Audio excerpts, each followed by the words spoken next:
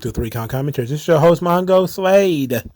Today, we're going to talk about SmackDown, June the 9th, 2023. And this was a very solid episode of SmackDown. Actually, I enjoyed it quite a bit. So, we got a lot of good stuff to talk about. First, Nick Khan says WWE has 90 million fans or something nonsense like this. So, let's talk about that first. Okay, so the Hollywood Reporter article, which has been floating about for the last few hours, has the following quotes in it. In 2022, that figure hit 89.9 million fans, according to the SSRS/Looker on Trend Sports poll, a new record for WWE and an increase of 4.8 million over its previous high of 85.1 million reached in 2021. The research firm's core poll results are representative of the U.S. population aged 12 and older, and more than 500,000 Americans have been interviewed for it over 25 years. In addition, its sports poll kids study is conducted with 1,200 kids 8 to 11. WWE claimed more people identify themselves as WWE fans now than any time in history of the research, which dates back to 1994. So this is interesting. Now, you may be saying to yourself, 89, 90 million fans, how is that possible? And I guess now when you Google this thing, you get a lot of some eye rolling. You get some people who are legitimately just taking it at face value. You get a lot of people who are legitimately surprised. I look at this and I basically, when I saw this, I said, the question that's in my mind is it 90 million worldwide? Because I would imagine it would be more than that. Is it 90 million in the US only? And I'm guessing it's US only. Now, I can't do any independent verifications, because when you get market research like this, it's usually paid for, therefore it's behind a paywall. And so you're just not going to have access to it. The only thing you have access to is what they want you to have access to. Is there any reason to believe that WWE has 90 million fans? Well, I think we can say almost for certain they do not have 90 million hardcore fans. That's just, I don't believe that. But people who watch wrestling off and on, yes. People who can maybe have watched an episode of Raw or SmackDown at some point this year, yes. Do I believe that somebody maybe watched Raw for a couple of minutes and then changed the channel? Yes. Similar to the research, quote unquote, that was done for AEW, which they actually broke down their methodology, which was hilarious. That Warner Brothers was accepting anybody who watched at least 1 minute of TBS or TNT on the day of Dynamite. Even if it was after Dynamite, even if it was before Dynamite, they counted it for Dynamite. It might be something similar with this WWE poll. But it just all depends on how you feel about polls in general, you know? But SSRS as a site is Social Science Research Services or something like that. It was started by a guy named Rich, I think his name was Rich Looker. And he is a social scientist in the university. So it depends on whether you trust that kind of thing. He's been doing sports polling since 1994. It's apparently a very useful sports poll. So it's not like it's completely came out of nowhere. It's also very interesting that, because what does it mean if you got 90 million fans? Like, what does that really mean? Like, this is a big country and it's spread out all over the place. Like, they had SmackDown tonight in Des Moines, Iowa. And I was saying to myself, why in the world would you ever need to stop in Des Moines, Iowa? Like, going to Iowa I think they're going to Kansas next week. It's like, why would you ever waste time in these states? You know, it's like going to a show in Idaho or Wyoming or Montana or something like that. And I'm pretty sure it's still a different market. And, I'm not a fan of flyover country myself. I'm okay with, smaller states or the heartland getting sports events and big wrestling events, etc. But just generally speaking, you want to stay in like the cities. But at the same time, though, this is kind of how WWE has operated. They kind of appeal to everybody. So yeah, they hit New York, but then they'll also go to Colorado. They'll go to North Dakota or South Dakota or something. They might not hit some of these, like the Des Moines, Iowa. They might not go there as often, but they go there often enough where they probably have fans, a substantial fan base. So it's believable that they might have 90 million fans, but I can almost guarantee it's not 90 million fans in terms of people with television boxes who are watching TV, watching Raw at the same time.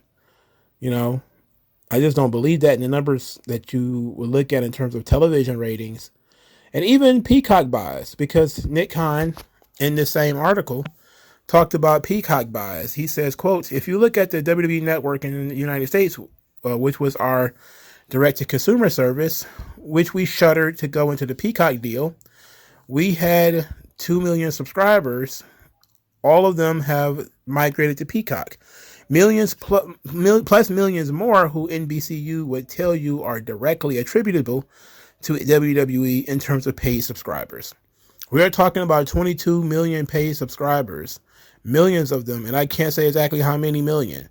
I know it, but we have given NBCU our word that we wouldn't broadcast that information, or because of WWE. So this is like the 85th time he said this. There's market research is usually trade secret. That's why these things are behind paywalls, or you have to sign some kind of non-disclosure agreement and all that kind of stuff. But I get it. I get that they might have a substantial fan base, but they don't spend money on the product. And they don't watch the product religiously. And then that will leave the question, some people will ask, like, well, if you don't watch Raw or SmackDown when it's on the air, you don't buy the pay-per-views, you don't buy Peacock, you probably not buying merchandise, how are you really a fan? And it's like, well, that's casual. Welcome to casuals. Welcome to casuals. But so I believe some of it, at the very least. I don't think it's a complete and total lie, but could it possibly be exaggerated? It's entirely possible. All right. Let's get into SmackDown. So we start the show, end the show, and in the middle of the show, we got main event Jey Uso. So let's skip through some of this stuff because I don't want to be here all night. Paul Heyman suggests that Jimmy is jealous of Jey because Roman wants to groom Jey to be the next tribal chief. Now, in this grooming process, he wants to gift Jey Uso a United States Championship match under the belief that Jey Uso will defeat Austin Theory and bring the U.S. title back to the bloodline. Now, this is a great hook because you're saying to yourself, Roman's really throwing his power around now, It's not just enough that he's got his scheming, manipulative, stooge Paul Heyman there. But Roman's got the power to get a U.S. title match, that's easy enough. The only problem I have here is that you set up a really interesting match between Austin Theory and Jey Uso, where you want Jey Uso to win because you like Jey Uso. I know I do anyway. But you also created a situation where you kind of figure Jay's not going to win. Because if Jey wins, he has to go back to the bloodline, right? Well, not necessarily, but that would be the implication that he would go back to the bloodline if he won. And since his decision is, hey, I don't know if I'm going to go back or not, it's going to be a question of who's going to help him and in turn screw it up. Because somebody's going to screw it up because that's what they've been doing. this entire time. The storyline of the Usos since WrestleMania has been that they're screw ups. You know, they perpetually drop the ball. So you know that that's coming. And you could pretty much figure that either it's going to be Solo or it's going to be Jimmy who's going to screw it up for Jay. Anybody who of any rational intelligence would have known it was Jimmy, but that's just saying. So I like the opening segment. I like Jay saying to Solo that he's not sure if he can forgive Solo for turning his back on their big brother. And Solo didn't have anything to say about it. He just kind of stood there.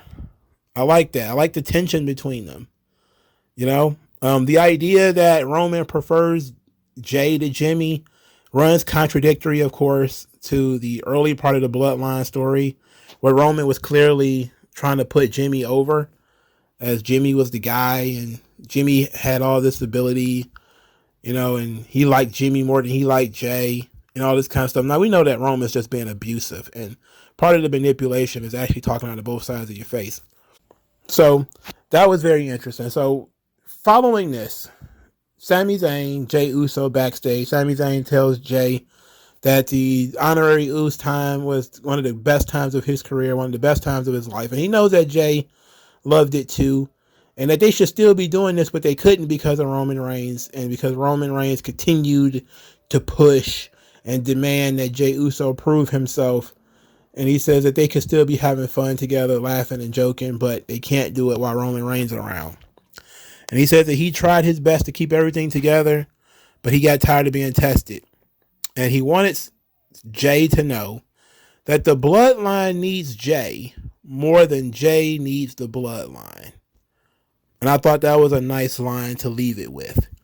You know, that was good because, again, Sami Zayn is pro Jey Uso. He's been in this bag, and they're telling you, now they're beating it over your head that Jay is the chosen one. You know, they're beating it over your head now. Roman wants to groom him to be the next tribal chief. Sami Zayn is believing in Jay. Jimmy is like, I did this for you. I did this for you. You know, we're starting to really build momentum in the idea that Jay might be the guy. You know, that Jay might be something special. So the second segment between Jey Uso and Paul Heyman. Heyman asks Jay for his passport and his suit measurements. He wanted his passport because he's going to be riding on Roman Reigns' private jet once he becomes the United States champion. And he needed suit measurements because Roman's going to be in town next week, and they want to have a public acknowledgement of Jey Uso being the next tribal chief. And so Jay says, look, I don't know why you're so happy about all of this. All this sounds very great. But if I'm in the bloodline, that means you're out. Now, I don't know what that meant, because it's not necessarily the case that Heyman has to leave in order for Jay to be in the bloodline. I'm not sure, but it didn't make Paul happy. Paul wasn't happy with that. And he was, you know, asking Siri to call Roman afterwards. So you could tell he wasn't in a good mood about it. So this brings us to the main event. Main event, Jey Uso versus Austin Theory. Austin Theory said he was the last one to find out about this title match. But unlike Roman Reigns, he doesn't make excuses. Even though he doesn't have any time to prepare, he only gets wins. Then it says that if Paul Heyman is looking for another guy to be an advocate for, he should watch Austin Theory live. So the match in and of itself, the Theory versus Uso, was okay. I definitely think they could do better. I think people just wanted the answer to the Jey Uso question. I'm not so sure they wanted this match in particular, unless Jay was going to win, and it wasn't entirely sure that Jay was going to win. So then we got the inevitable ref bump, which led to all sorts of run-ins. Pretty Deadly tries to help Austin Theory. This leads to Jimmy coming out. Jimmy gets in the way. He gets taken out by Solo Sikoa. Then Solo tries to spike Jimmy again. Jay saves him. Jimmy ends up super kicking Jay accidentally, which leads to Austin Theory winning. So if you had any excitement about main event Jay Uso, you kind of screwed that up. But then again, like I said, it's a simple story with the Usos. They've been screwed up since WrestleMania. After the match, Jay shoved Jimmy, who was just trying to help. He was like, "Oh, I'm just trying to help you, Us. I'm trying to help Us." Jay shoved him and refused to shake Paul Heyman's hand. Refused to rejoin the bloodline. He was more disgusted with Jimmy than anything, and he left on his own. He made no decision. The one thing that they built this entire show around, and it didn't occur, there was no decision. There was just frustration by Jey Uso. Rightful frustration, of course, but just frustration. All right, so that means Roman's coming up next week, and Jay still hasn't made a decision over where he stands. But that's gonna be an interesting time, because it seems like Roman's gonna have to force the issue. Unless Roman doesn't want Jay, after seeing Jay screw up the U.S. title match he set up for him, it's entirely possible that Roman could just be like, "Yeah, I don't really need you. You couldn't get the job done, so I don't need you." I didn't realize there was so much time between now and Money in the Bank. So I'm guessing we're going to go ahead and probably set up this tag team match, because there's no doubt Roman and Solo versus the Usos, right? Like, that's so clearly the match that we're making. So I think they did a good job overall. Just that maybe teased more that Jay could win, or that Jay was going to win. And, the ref bump with Pretty Deadly being out there and everything, I guess it opens the door. So we're going to talk about Pretty Deadly in a minute, for the Usos to screw Pretty Deadly out of a tag team title shot next week. I'm guessing that's going to be the case, which is going to end up leading to an Uso Pretty Deadly match, which is fine, but Pretty Deadly has to win, because you don't have a lot of tag teams left in the tag team division. And if you're going to go ahead and launch that match, then Pretty Deadly should win, but I don't know. We'll see. But the bloodline stuff is, again, good. It just loses a little bit of punch when Roman's not there. And they didn't answer the question that they have been talking about all night, but they did do something very cool in terms of having Jey Uso challenge for the United States title. I like that. All right, Money in the Bank stuff for tonight. Santos Escobar defeats Mustafa Ali. Solid enough match, but these guys were all over the floor. They just seemed to be outside the ring forever. A Phantom Driver from the second rope. Probably should put Mustafa Ali in the hospital. But he ended up just plain losing this match. So they didn't bother to do a NXT run-in or anything like that to cost Mustafa Ali this match. They just decided to have him lose clean. Which, okay, okie dokie. Next, Bayley defeated Mia Yim with the Rose Plant. AJ Styles was on commentary. Mia Yim had a pretty good showing. It was a solid enough showing. It's probably one of the better showings that Mia Yim has had. Bayley won. After the match, AJ Styles got attacked by Karrion Kross and Scarlett when Scarlett blew dust in AJ Styles' face, and Karrion Kross appeared behind him and choked him out with the cross jacket. A mixed tag match will be set up next week with Michin and AJ Styles versus Karrion Kross and Scarlett. I will say I'm glad they didn't forget, because last week I was complaining that Karrion Kross apparently didn't care about AJ Styles anymore. But apparently he does. He does care about AJ Styles, so we're not done here. Okay. Mia Yim, I don't know what she was brought back for. Like, legit. I've never really been a big fan of Mia Yim. But then again, I don't think she's ever been a heel in WWE. And it seems to me like she could probably use a heel turn. Like, she was brought in to be sort of the counterbalance to Rhea Ripley. And I don't think that was a good spot for her. I just don't think she fits. with, a bunch of Southern redneck guys. Like, I don't think she fits with the OC. They're doing the best they can, I guess, but you definitely gonna have to do something different when it comes to Mia Yim.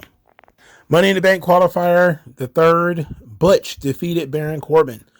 Baron Corbin mocked Trick and Mello, who was sitting ringside. They apparently had bought tickets because they were in the crowd. Okay. The match was pretty short. Butch wins, which was a surprise, but not really because it's in London, and that's Butch's hometown, so it is what it is. How about to say Karrion Kross? Baron Corbin mocked Trick and Mello on the microphone. They then distracted him during the match and caused him to lose to some kind of armbar, leg lace, roll up thing. It was odd. It was just a really odd looking move. I keep forgetting how small Butch is. He's a very small guy. And I got to tell you, that singlet he's been wearing is not doing him any favors. It's just not doing him any favors.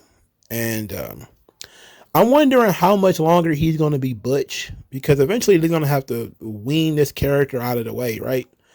I get it that he's kind of a solid mid-card hand, but I think that if people can, get Ilya Dragunov, who's a smaller guy, who's tough, I think they might be able to get away with a Pete Dunne, or, just kind of the Butch Dunne or whatever. I think they might be able to get away with that too, in terms of him being a serious guy. I don't know. Am I saying how serious he should be? I think he's just going to end up being a mid-carder no matter how you do it. But putting him in the Money in the Bank match tells me that you're actually serious about doing something with this guy, at least to a degree. Because if you just wanted to put a European guy in the Money in the Bank, you could have put Gunther in there. You could have put Kaiser in there. You could have put Sheamus in there. You could have put McIntyre in there. You could have put any number of people in the Money in the Bank other than Butch if you just wanted to put an English guy in there. So, I don't know. It seems like an odd decision, though, because I hadn't seen Butch have a match in forever. So what makes him even qualified to be in a Money in the Bank qualifier? Which is kind of a better question. The same thing with Mia Yim. Like, what makes them qualified to even qualify? The same thing could be said for Shotzi, who lost her match to Io Sky. They did an interesting bit here where Io couldn't beat Shotzi on her own. So Bayley essentially helped her by constantly interfering and being a distraction. So they're furthering the Io Bayley story, which further tells me that Io is going to win the Money in the Bank. And it's going to come between her and Bayley, which is what I'm seeing here. Because the Money in the Bank match is every woman for herself. And I can see a situation in which Bayley and Io are at the top of the ladder and they end up fighting each other at that point in time. And Io ends up getting the briefcase. And then that ends up becoming a problem between the two of them. At least that makes the most sense when it comes to the women's Money in the Bank. Everybody knows Shotzi wasn't going to win. For Christ's sake, Shotzi never wins. I forgot what Shotzi's finisher is. She's been on this roster for over a year, and she's only had a handful of matches, and she's only had probably count as many matches on one hand where she didn't botch seriously or almost kill somebody. I mean, last year she almost murdered a bunch of people in Money in the Bank, which normally is pretty cool. Except for when herself is almost always one of the other people who almost died in every contraption and spot she set up. So no, Shotzi was probably not the right choice to be in Money in the Bank. I'm still going to go with Io winning Money in the Bank, though. She's kind of understated, but this feels like that's what Triple H wants in terms of how he wants to present the young ladies, is that he's going to want his girls at the top. And who is more his girl than Io? Well, I bet you know the answer to that question. If Io is not number one, she's in the top 5. And since Sasha Banks ain't there, she's definitely in the top 3. And Asuka already got the title. So, you already know who's there. Okay. So the Money in the Bank situation with the men is weak as hell already. LA Knight, who was a jabroni, and now they're treating him like he's a big star. Okay, Shinsuke Nakamura, okay. Butch, none of these people feel like big contenders so far. At least on the women's side, you got Io, Bailey, and Becky Lynch, which all feel like moderate to good choices to win Money in the Bank. On the men's side, there is nobody I want to see anywhere near a Money in the Bank right now on the men's side. So, I don't know. Why Austin Theory can't be in it? I mean, he literally won the Money in the Bank last year. Okay, well, we're supposed to forget that because he wasn't there yet. So, we're supposed to forget that. Okay, moving on. They did a random in-ring segment for Fire and Dawn, and they were introduced as the NXT Women's Tag Champions. And they didn't get 2 words out of their mouths. They barely even got in the ring before Ronda Rousey and Shayna Baszler came down there and essentially challenged them to a title versus title match, in which Shayna Baszler says that she is the reason those titles exist. I don't know what that means. I guess she means she was so dominant as the singles champion that they made women's tag titles. I don't know what that means. Anyway, Fire and Dawn ended up accepting, and they had a little bit of a fight segment here. My thing is, this doesn't really do anybody any favors because Fire and Dawn are not over. And they're not over because they're new. And they haven't been doing anything except vignettes. So it's not like the crowd is going to be super into this because they don't really care about Ronda Rousey and Shayna Baszler. And they don't care about Fire and Dawn. So this is not like a huge tag team match. And I think that it's silly. So it's like, we're going to unify the women's NXT tag team titles on the main show. Not on NXT, not at NXT Great American Bash or anything like that. But on SmackDown. Apparently in 2 weeks, they're going to have this match. Now, there's a lot of people out there who say, well, we don't need titles. We don't need those titles anyway. The women, it's like, okay, you got all these women on the roster. What are they going to fight for? You know, I know how people are. I get it. I scroll through YouTube and I see a bunch of people. We don't need no women's Intercontinental Championship. Get rid of all the women's titles. Put them back in bikinis. It's like, that's not going to happen. To me, it really serves no purpose to argue about something that's just not going to happen. They're not going backwards. So if you're not going to go backwards, you have to make sure that the forward is actually pretty good. So now you want to have a women's tag team division, but you're not going to have a women's tag team division on NXT. So my only belief is, are they actually going to do what they claimed that they were going to do 2 years ago, which is have the women's tag team titles appear on all 3 brands, which is what it sounds like they're going to do. Now, it doesn't really do NXT any favors to have, fewer, because NXT is the place where they really book women pretty well. So to limit their ability to book the women by taking their tag team titles seems goofy to me. If any, company should have tag team championships for girls, it should be NXT.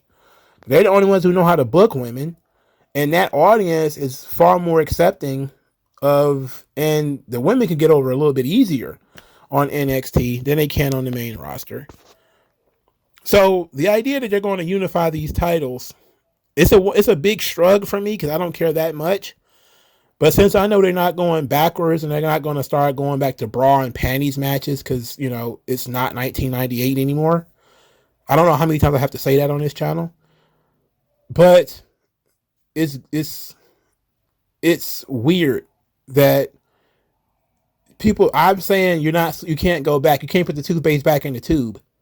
At the same time, they're about to try to put the toothpaste back in the tube by taking away the NXT women's tag team titles and basically saying, okay, the tag team championships are probably going to end up being on all 3 brands when they're barely on TV as is. Like they're barely on TV right now. So I don't know. So Fire and Dawn are definitely going to lose, right? I think we all are in agreement with that. So you're going to bring them up to the main roster, not feature them, not bother to get them over, immediately throw them in a feud, not even a feud. It's not a feud. I shouldn't say that. Throw them in a match with Ronda Rousey and Shayna Baszler. Beat them. No doubt they're going to lose. And then what? You might as well break them up at that point. I mean, what else can you possibly do? You took away the only thing about them that might have been the least bit interesting, which is that they're carrying around the NXT tag team titles. Now, at the very least, they could have said, well, we're the NXT tag team champions. We're going to still go back to NXT and defend those titles. But it seems like they're just doing a lot of rigging with these championships. We're going to talk about what they did with Asuka in a minute. It seems like they're just doing different stuff with the belts that might not be necessary and it might not be welcome. And it's not really all that interesting, you know? So I'm just kind of sitting back saying to myself, I don't know. I don't care about these tag team titles at all. You could abolish both sets of belts. You can keep both sets of belts, and it really doesn't make me like the show less or more, if we're being honest. I just think that it really limits your opportunities, especially for NXT, which is a brand that has a lot of smaller women on it. If you're not going to focus on women's tag team championships on NXT, you're certainly not going to focus on them on SmackDown or Raw. So I don't get it, but it ain't for me to get, apparently. Now let's talk about the women's championship. There's a lot of stuff that happened here. I want to break all this stuff up. Let's talk about the simplest thing first. Asuka was given the women's championship. It's a gold version of the same belt. So it's the same belt in gold. All right. Now they have rebranded the Raw Women's title to the WWE's Women's Championship. I like that. It's smart. Thumbs up. I have been calling for them to get rid of Raw and SmackDown. That seems to be the direction that they're going in. I don't like the belt design. It's just a reskin of the same belt that already existed, but they're rebranding it. Okay. It says a lot, though, that they waited until Bianca lost the belt to rebrand it. Almost the exact same thing they did to CM Punk, right? They had CM Punk as champion for 400 days. He's carrying around the spinner title. As soon as The Rock get it, oh, spinner title. Oops. We just so happen to have a new belt that we're going to introduce. Whoop-de-doo. Sorry, we couldn't have this thing brought up months ago. They did the exact same thing here. Oh, so now her entire record of being a long-reigning champion is going to be limited to she was a Raw Women's Champion, not the WWE Women's Champion, because that lineage, I guess, starts right now.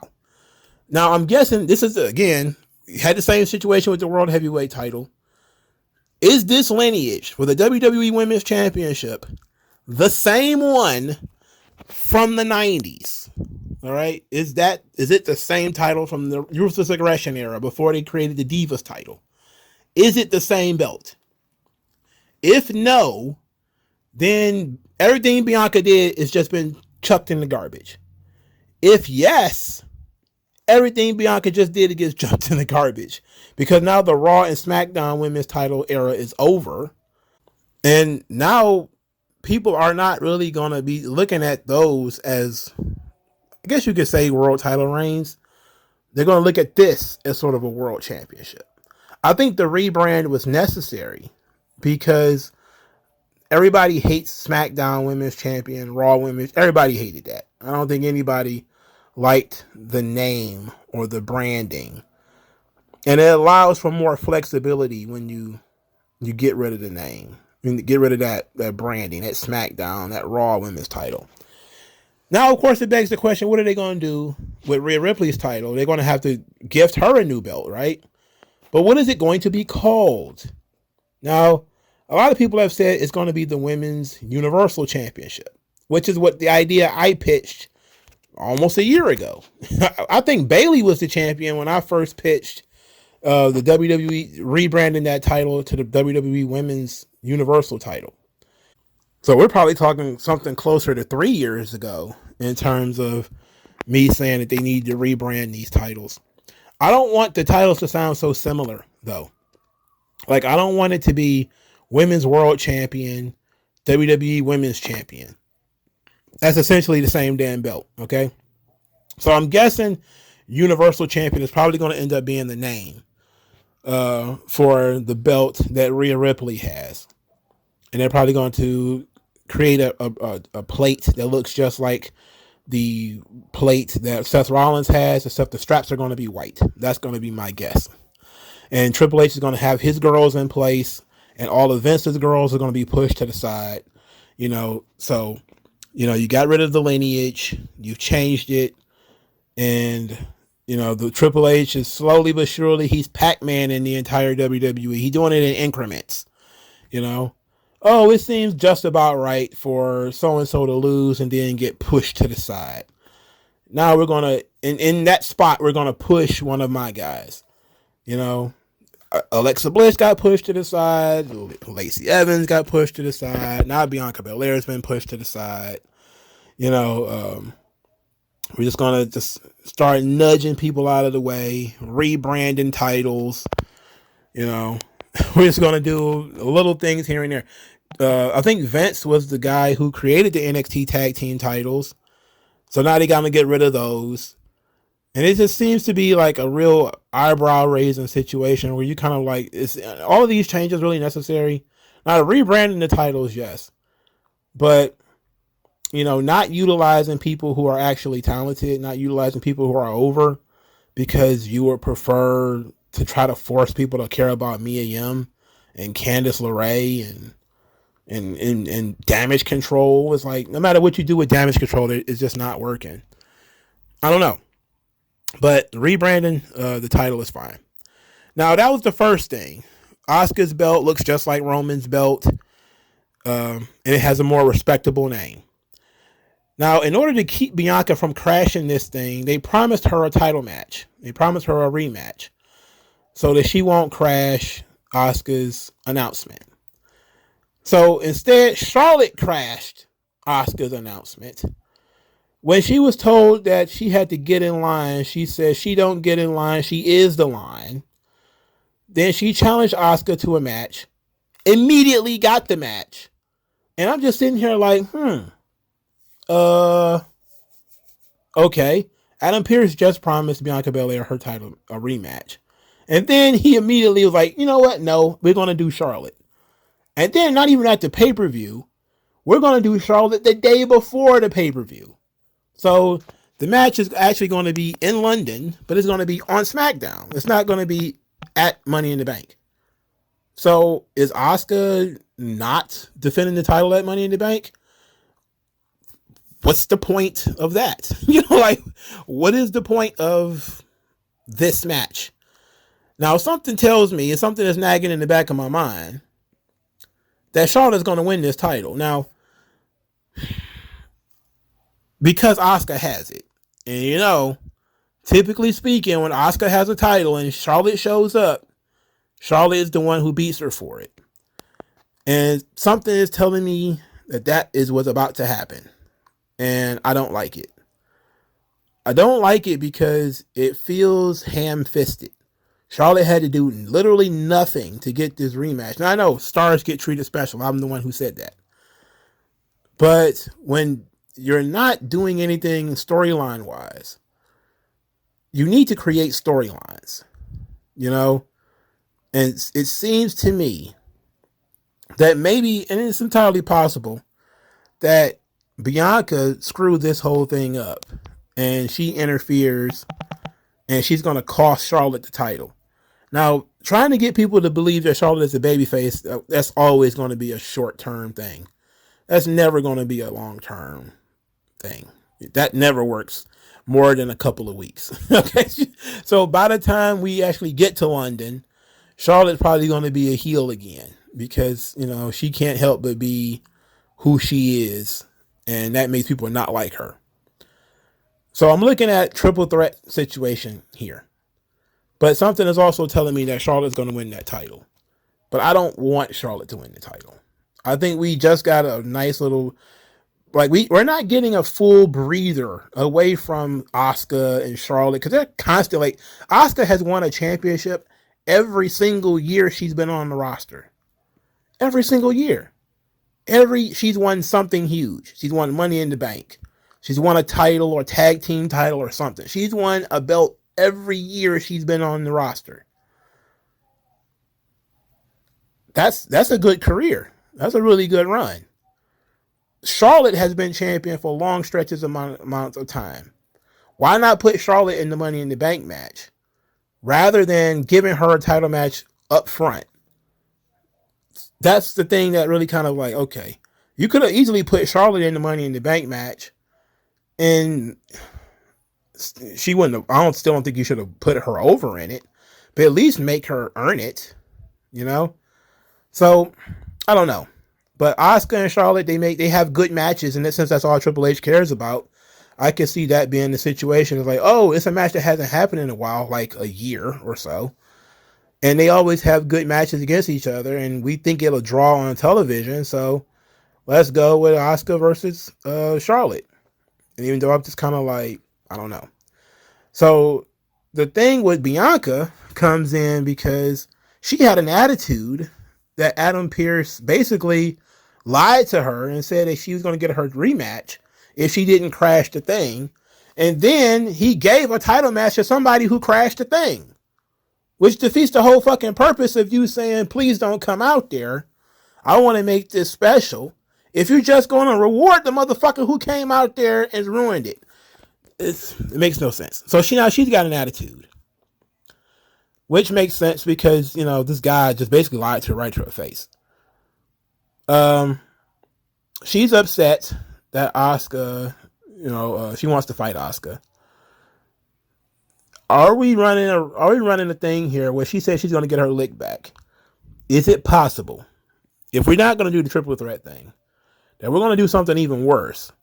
And that is turn Bianca heel by having her cost Asuka the title. Charlotte's still going to win the belt, which sucks. Then you get rid of your top babyface in the women's side. That sucks too. Because you're going to put them in a situation where now you have no top babyface on SmackDown. I mean, who would he be? Charlotte? Ugh. You know, like I just said, that's not going to last. And then you have nobody else. You know, Zelina is like way down here on the list. And she's next. They ran Liv Morgan out of here. They broke her shoulder up. You know, Triple H pushed her out of the way too. In favor of Ronda Rousey. So you're like, in this situation where, like, okay, it's interesting because it is sort of dramatic, but it's not interesting because it's the same fucking people it's been for the last 5 years. Well, you know, when did Asuka come up? 2018? I love Asuka. I really do. I like Charlotte too. I love her too. But we were finally getting in a place where we were getting away from them, you know? And I think there was an article recently that came up and people were saying, like, we need to move away from the 4 horsewomen. And I 100% agree with that. Bayley with Damage Control, even though Damage Control sucks, it's a way of Bayley stepping aside and trying to help get over Dakota Kai and Io Sky. Like, there's no helping Dakota Kai. She sucks in a different way. Not too much you can do. Charlotte was gone. Becky is still working top level feuds, but she's not chasing the title anymore. She's not the champion anymore. She's kind of out of the way. And Sasha Banks is on excursion. So you're in a position where we were finally able to move on. We had moved Bianca into this place. She was a dominant top babyface. Liv Morgan was the underdog babyface. They were kind of playing around with some of the new girls, you know. They had finally started doing something with Piper Niven, even though it wasn't like long term. You know, they did the whole King of the Ring, with Zelina Vega. You know, they were moving forward. There was some new girls coming in, you know, but now it seems like they're more entrenched than ever. Bayley gets a spot in the Money in the Bank, even though she doesn't need to be in it. Charlotte gets a title shot even though she doesn't need it and really doesn't do anything for the story. Outside of being the champion, what more can you do with Charlotte? It's like you take Charlotte away, which is a good thing because we need a break from her. And then she comes back and you put her right back in the exact same spot that we got sick of when she left. So you really didn't do anything except postpone the pain. You know, we asked to take a break from Charlotte. You give us a break, somewhat of a break. You just say, okay, she's not going to be on TV. Rather than, hey, Charlotte could be working in an off-title feud. You know, like Becky is working an off-title feud. Charlotte can work an off-title feud, but no. If we got Charlotte on our screen, she needs to be in a championship match, which seems stupid to me. You know? So, all the effort we put into maybe moving this thing along with, you know, Rhea Ripley and Bianca and Liv and some of the other girls that we were pushing, we're just undoing all of that. Because now it's back to Asuka and Charlotte and Bayley and, you know, thankfully Rhea Ripley has stuck, you know, and, you know, everybody sees how great she is. But look at the women's division on Raw. It's Rhea Ripley and literally nobody else. I think I saw a tweet where somebody says, my God, is Rhea Ripley actually going to ever interact with the women's division?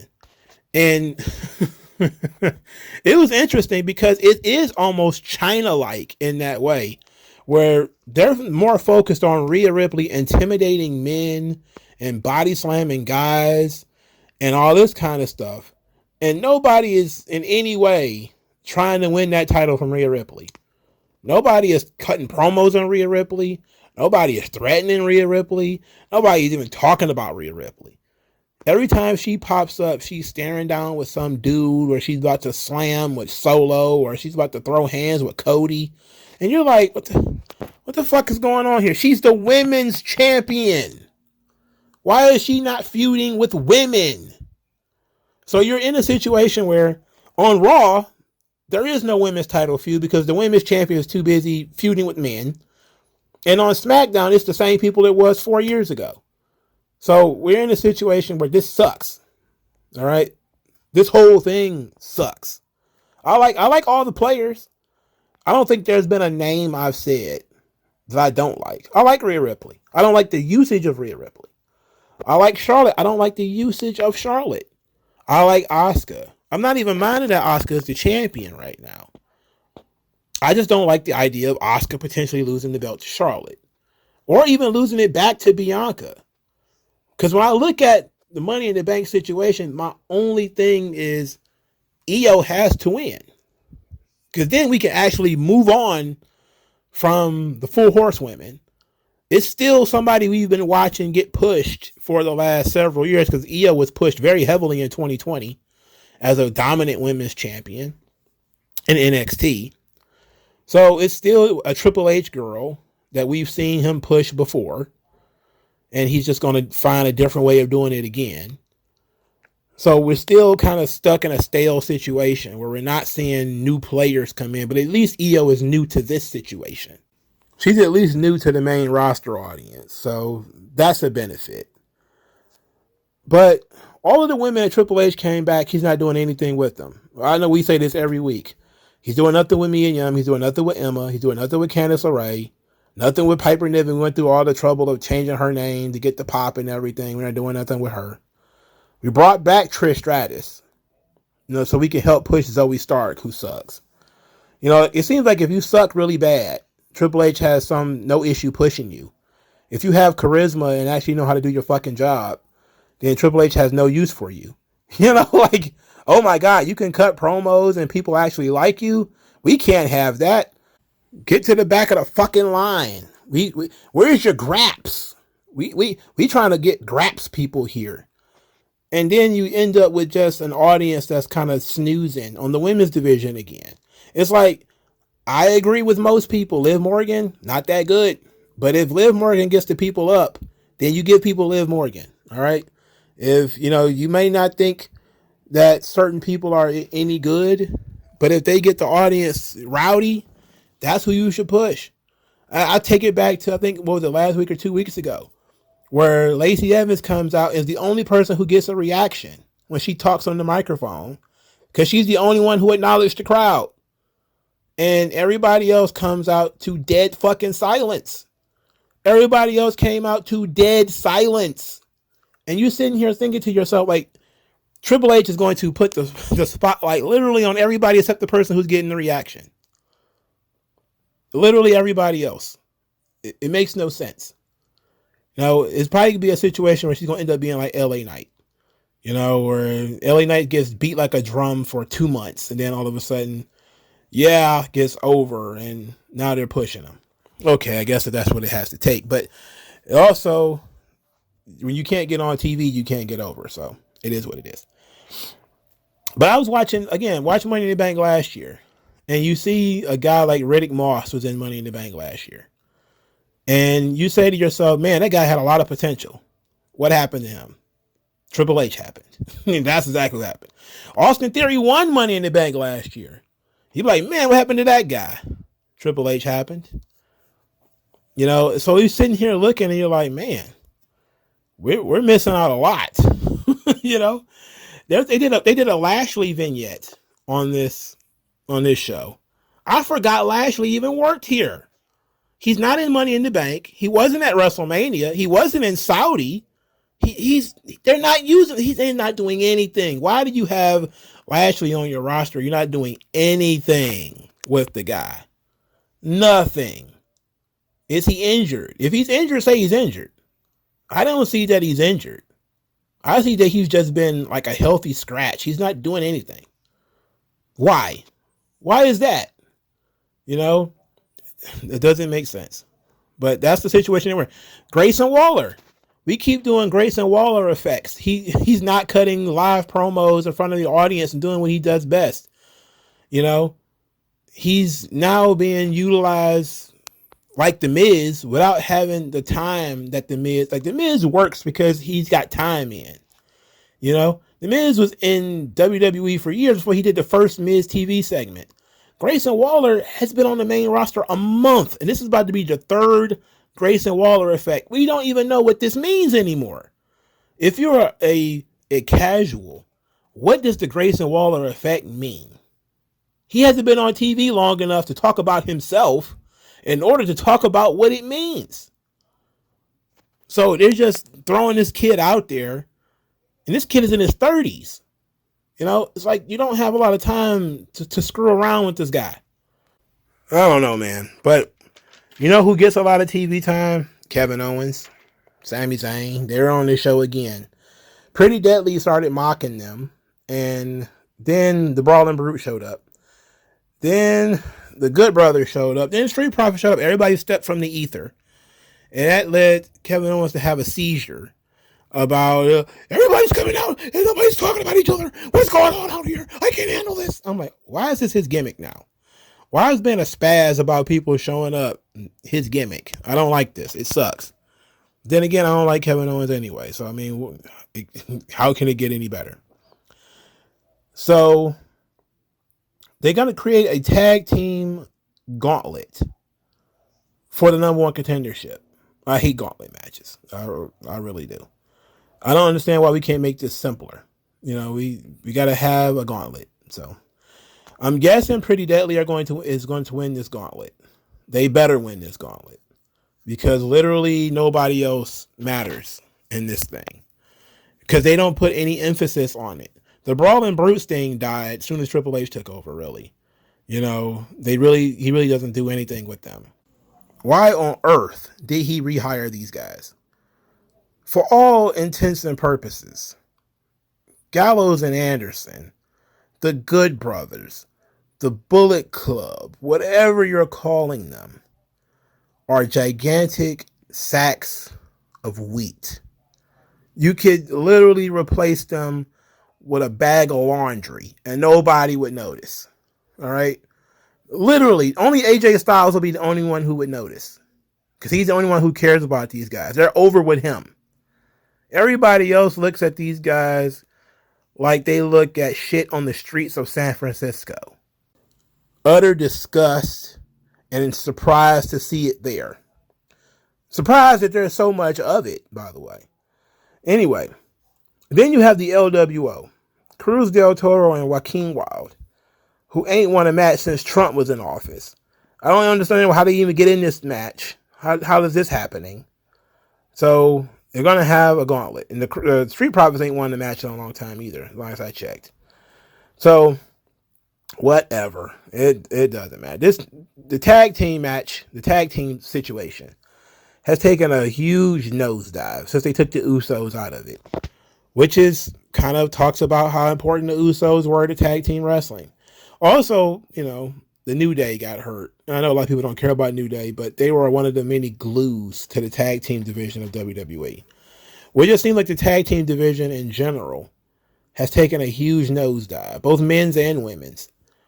The mid-card title, it depends on the guy. Gunther is pretty well protected. He's a big star. He's going to become one. Austin Theory is in a permanent holding pattern where he pops up, wins a match, really doesn't get any momentum from winning a match. He's not going anywhere. He can't go to the main event, and he can't go down. He can't do anything. He's not going to get a chance to cut a promo, put himself over. Nothing, So it is what it is. He's stuck. And we're just looking at this thing, and it's not turning out great, And I'm just looking at the Money in the Bank field. I don't even need to go through all the names. But just look at the Money in the Bank field and tell me that anybody in this thing outside of LA Knight is over. When you look at the Money in the Bank field last year and look at the Money in the Bank field this year and tell me that Triple H improved on the concept. He did not. Hell, look at the card for Money in the Bank last year. And then look at the card of Money in the Bank this year and tell me Triple H improved on the concept. He did not. What match outside of the 2 Money in the Bank matches has he booked for Money in the Bank? Nothing. No world title match, because it's probably going to be a tag team title match. Or a tag team match, I'm sorry. It's going to have bloodline implications, so people are going to definitely care about that. Maybe Cody and Brock. Maybe. So it's basically going to be Night of Champions Backlash and Money in the Bank. Instead of WrestleMania Backlash, it's going to be Night of Champions Backlash. Again, Rhea Ripley doesn't have an opponent, so she's not going to defend her title more than likely. Gunther doesn't have an opponent, so he's probably not going to defend his title more than likely. Austin Theory doesn't have an opponent, so he's not going to defend his title. So it's like, okay, we kept being told that these mid-card titles mean something, but only Gunther is defending his belt. Everybody else is either sitting on the couch or about to have their title rebranded or dissolved. So we're in an interesting situation right now. Anyway, what did you guys think of SmackDown? I thought it was a solid show overall, but I don't like the ideas that Triple H is using here. I'm not a big fan of what he's been doing, but I've been pretty clear about that. The Charlotte coming back, look, I like Charlotte. If she'd came back in a different context, I probably would have been a little bit happier. But her coming back and immediately back in the title picture just made me roll my eyes and say, my God, this is what we wanted to break from. We didn't say we wanted Charlotte to go away and stay gone for months and months and then come back and be fight for the title again. We wanted Charlotte to get the fuck away from the belt, and if the only way we can get her to get away from the belt is for her to go home, then she should have went home. Great. But this is why I watch NXT, man. NXT knows how to mix it up before people get too bored. The main roster, they hold on to people a little longer than they should.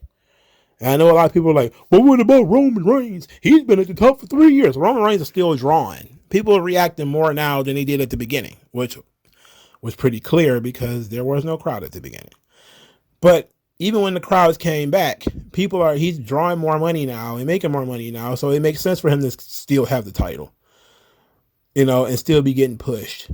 But when you have somebody like Charlotte, where she's been the same for 5 or 6 years, and her crowd reactions have peaked, and her storylines have peaked, and even though she's been gone for a long time, when she comes back, nothing is fresh. eh, that's not good, you know? Even with Asuka, they brought Asuka back. It was a little bit different. She was in better shape. You know, she turned heel and it was okay, but it's not fresh enough. When you're a character and you're on TV for a long time, you do need that refresh every once in a while, you know? And we're not getting it. We're not getting enough of it anyway. So the NXTification of WWE continues, but SmackDown has been relatively free of it because of the Bloodline story, you know, but I see it coming down the pike, especially on the women's division. They pretty much just going to be NXT from now on, you know. It's just going to be Triple H and his girls, the ones that he worked with in 2012 and shit. So, but what do you guys think? I'll talk to you guys later. Be blessed and peace out.